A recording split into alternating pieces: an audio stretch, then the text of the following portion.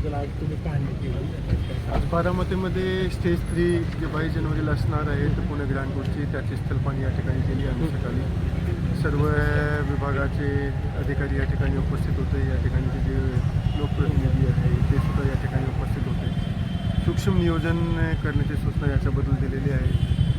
मोठ्या संख्येने लोक हा रेस बघायला येतील. त्याच्याशिवाय रेस जेव्हा येतील या ठिकाणी तर आपल्या महाराष्ट्राची संस्कृतीप्रमाणे त्याचं स्वागत करणे, रेस चालू असताना कुठल्याही प्रकारच्या अडथळा त्याच्यामध्ये निर्माण होऊ नये त्याच्याप्रमाणे स्वतः शिस्त पाळणे आणि ह्या रेसची पार्श्वभूमीवर मोठ्या प्रमाणावर स्वच्छता मोहीम राबवणे अशा पद्धतीचे सूचना आज या ठिकाणी देण्यात आलेली आहे.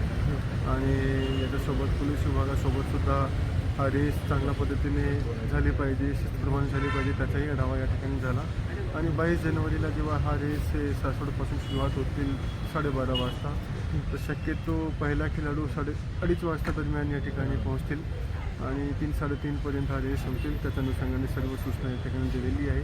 येणाऱ्या काही दिवसामध्ये ट्रॉफी टूरसुद्धा बारामध्ये दाखल होणार आहेत तर त्याच्याबद्दलचं हे नियोजन या ठिकाणी केलेलं आहे. आणि हा आपले पुण्यासाठी एक अभिमानाची गोष्ट आहे की एवढी मोठी सायकल रेस पुण्यामध्ये येत आहेत तर त्याचा स्वागत सर्वांनी खूप मोठा उत्साहाने करावा असं सूचना सर्वांना दिली आहे. पर्यटनाला सर कशी चालना मिळेल ह्यातून कसं?